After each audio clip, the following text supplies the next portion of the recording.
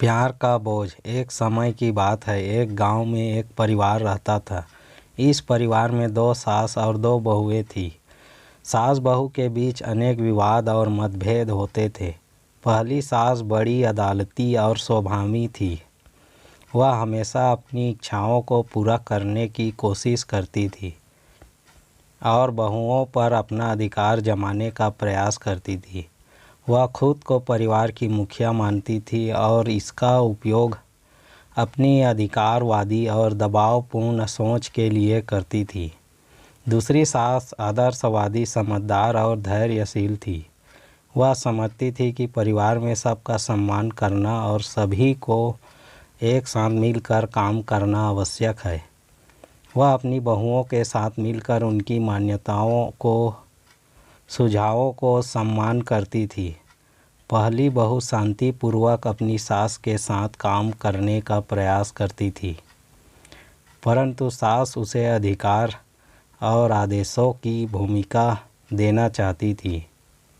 इससे वह परेशान हो जाती थी और घर के माहौल में दबाव महसूस करती थी।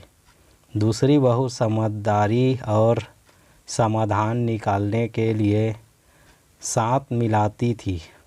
वह दिल से सास के साथ मिलकर उसकी सहायता करने का प्रयास करती थी और विवादों को सुलझाने के लिए हमेशा तत्पर रहती थी।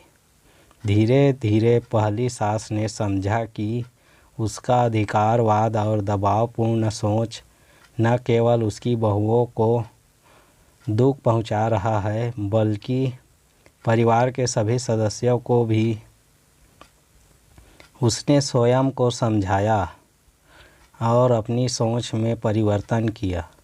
इस बीच दूसरी सास और बहू ने प्रेम और सम्मान के आदान प्रदान से समझौते करना सीखा।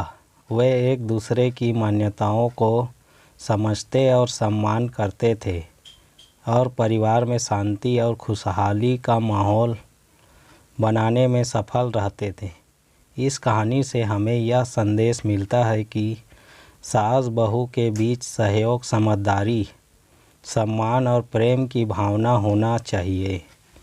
यह संघर्षपूर्ण संबंध अगर समझौते और आपसी समझदारी के मध्य से सुलझाया जाए तो परिवार में सद्भाव, खुशहाली, समृद्धि की अनुभूति हो सकती है।